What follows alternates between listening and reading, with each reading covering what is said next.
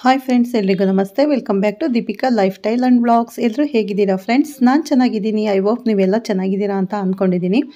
ನಾನಿವತ್ತು Sunday ಸ್ಪೆಷಲಾಗಿ egg curry ಮಾಡ್ತಾಯಿದ್ದೀನಿ.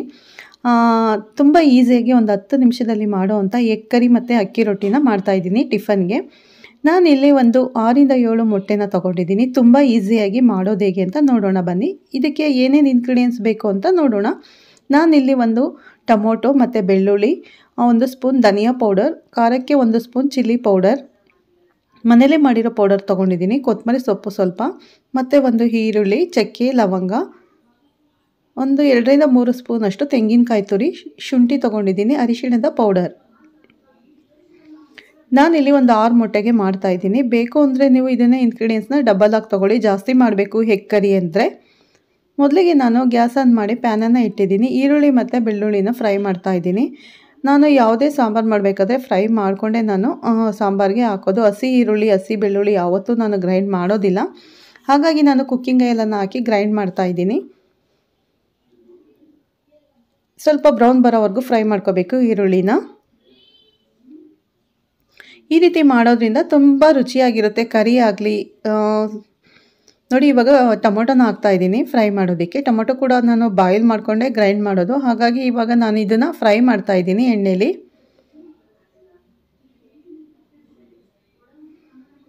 ತುಂಬ ಚೆನ್ನಾಗಿ ಬರುತ್ತೆ ಎಗ್ ಕರಿ.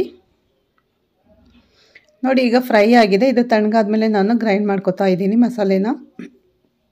ಕೊತ್ತಂಬರಿ ಸೊಪ್ಪು, ಚಕ್ಕೆ, ಲವಂಗ, ತೆಂಗಿನಕಾಯಿ ತುರಿ, ಮತ್ತು ನಾವೆಲ್ಲ ಫ್ರೈ ಮಾಡಿದ್ದೀವಲ್ಲ ಅದನ್ನೆಲ್ಲ ಹಾಕ್ತಾಯಿದ್ದೀನಿ. ಶುಂಠಿ, ಈರುಳ್ಳಿ, ಬೆಳ್ಳುಳ್ಳಿ, ಟೊಮೊಟೊ ಫ್ರೈ ಮಾಡಿರೋದನ್ನ ಹಾಕ್ತಾಯಿದ್ದೀನಿ. ಸ್ವಲ್ಪ ಅರ್ಜೆಂಟ್ ಇರೋದ್ರಿಂದ ನಾನು ಹಾಗೆ ಬೇಗನೆ ಮಾಡ್ತಾಯಿದ್ದೀನಿ. ಟಿಫನ್ಗೆ ಲೇಟ್ ಆಗಿತ್ತು, ಹಾಗಾಗಿ ಇದು ಸ್ವಲ್ಪ ತಣ್ಣಗಾದ್ಮೇಲೆ ಗ್ರೈಂಡ್ ಮಾಡ್ಕೋಬೋದು. ನಾನು ಬಿಸಿನೇ ಹಾಕಿದ್ದೀನಿ. ನೋಡಿ, ಮಸಾಲೆ ಗ್ರೈಂಡ್ ಆಗಿದೆ ಅರ್ಧ. ಈಗ ಅದಕ್ಕೇ ನಾನು ಧನಿಯಾ ಪೌಡರ್, ಚಿಲ್ಲಿ ಪೌಡರನ್ನು ಆ್ಯಡ್ ಮಾಡ್ತಾಯಿದ್ದೀನಿ. ಮಸಾಲೆ ರುಬ್ಬೋದಕ್ಕೆ ಈ ರೀತಿ ಆ್ಯಡ್ ಮಾಡ್ಕೊಂಬಿಡಬೇಕು. ಮತ್ತು ಅರಿಶಿಣದ ಪೌಡರ್, ಮತ್ತು ಒಂದು ಸರಿ ನಾನು ಗ್ರೈಂಡ್ ಮಾಡ್ತಾಯಿದ್ದೀನಿ. ನೋಡಿ, ಇವಾಗ ಪೂರ್ತಿ ಗ್ರೈಂಡ್ ಆಗಿದೆ ಮಸಾಲೆ.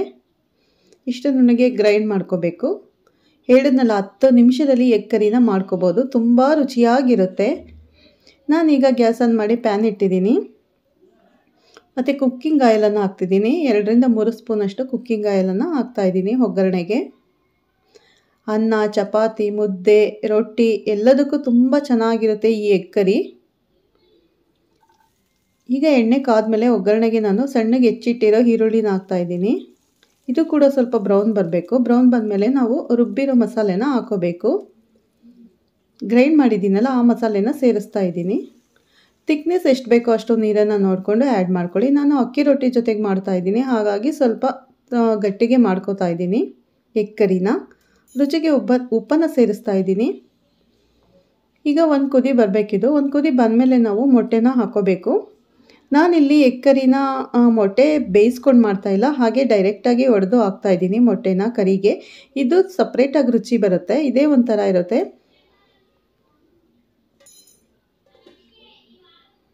ಲಿಡ್ಡನ್ನು ಕ್ಲೋಸ್ ಮಾಡಿ ಇವಾಗ 5 ನಿಮಿಷ ಬೇಯಿಸ್ತಾ ಇದ್ದೀನಿ. ನೋಡಿ, ಇವಾಗ ಕುದೀತಾ ಇದೆ ಮಸಾಲೆ ರುಬ್ಬಿರೋದು.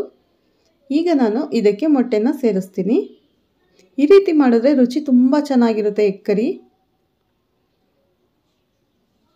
ಮತ್ತು ಮೊಟ್ಟೆನ ನಾವು ಸಪ್ರೇಟ್ ಒಂದು ಬೌಲ್ಗೆ ಒಡೆದ್ಬಿಟ್ಟು ಹಾಕ್ಕೊಂಡು ನಂತರ ನಾವು ಈ ಥರ ಮಸಾಲೆಗೆ ಸೇರಿಸ್ಬೇಕು. ಡೈರೆಕ್ಟಾಗಿ ಹೊಡಿಬಾರ್ದು, ಯಾಕಂದರೆ ಒಂದೊಂದು ಮೊಟ್ಟೆ ಹಾಳಾಗಿರುತ್ತೆ. ಹಾಗಾಗಿ ನಾವು ಡೈರೆಕ್ಟಾಗಿ ಬಾಣಲೆಗೆ ಮೊಟ್ಟೆನ ಹೊಡೆದ್ರೆ ಮಸಾಲೆ ಕೂಡ ಹಾಳಾಗುತ್ತೆ, ಆವಾಗ ವೇಸ್ಟ್ ಆಗುತ್ತಲ್ವಾ.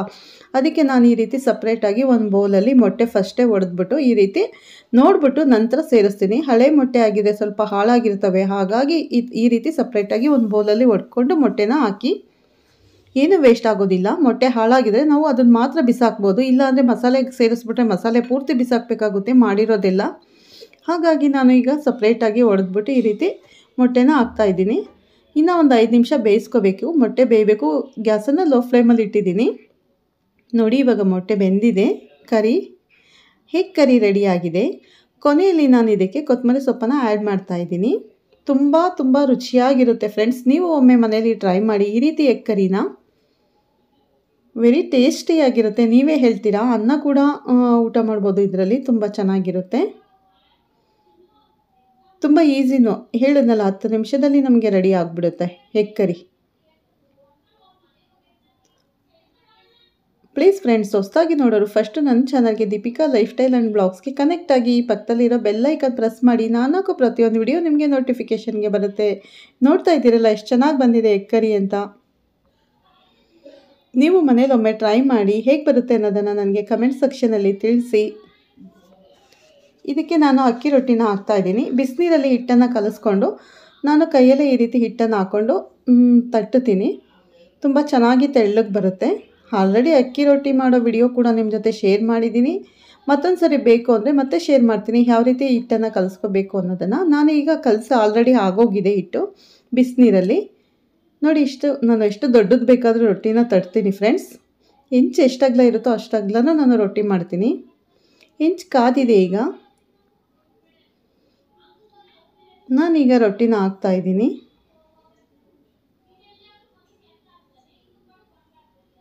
ಒಂದು ಸೈಡ್ ಬೆಂದಮೇಲೆ ಮೇಲ್ಗಡೆ ನೀರನ್ನು ಸವರ್ಕೋಬೇಕು. ನೀರು ಸವರಿದ ಮೇಲೆ ಮತ್ತೆ ಒಂದು ಕಡೆ ಬೇಯಿಸ್ಕೋಬೇಕು ರೊಟ್ಟಿನ ಎರಡೂ ಕಡೆ.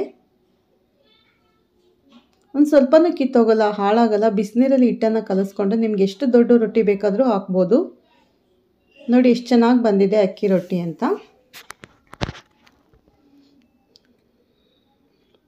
ಬಿಸಿ ಬಿಸಿ ಅಕ್ಕಿ ರೊಟ್ಟಿ ಎಗ್ ಕರಿ ಕೂಡ ರೆಡಿಯಾಗಿದೆ. ಈಗ ನಾನು ಪ್ಲೇಟ್ಗೆ ಸರ್ವ್ ಮಾಡ್ತಾ ಇದ್ದೀನಿ ಅಕ್ಕಿ ರೊಟ್ಟಿ ಜೊತೆ ಎಗ್ ಕರಿನ. ನೋಡ್ತಾ ಇದ್ದೀರಾ ಎಷ್ಟು ಚೆನ್ನಾಗಿ ಬಂದಿದೆ.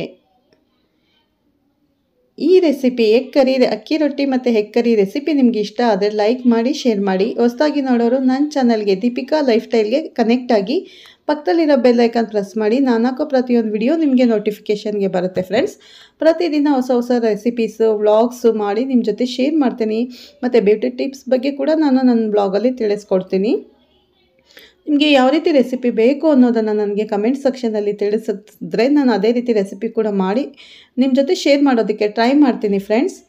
ಪ್ಲೀಸ್ ಫ್ರೆಂಡ್ಸ್, ಈ ವಿಡಿಯೋನ ಫಸ್ಟಿಂದ ಕೊನೆವರೆಗೂ ಸ್ಕಿಪ್ ಮಾಡದೆ ನೋಡಿ. ಮತ್ತೆ ಸಿಗೋಣ ನೆಕ್ಸ್ಟ್ ವಿಡಿಯೋ ಅಥವಾ ಬ್ಲಾಗ್ ಒಂದಿಗೆ. ಅಲ್ಲಿವರೆಗೂ ನಿಮ್ಮೆಲ್ಲರಿಗೂ bye. Happy Sunday. Okay, take care. ಬಾಯ್.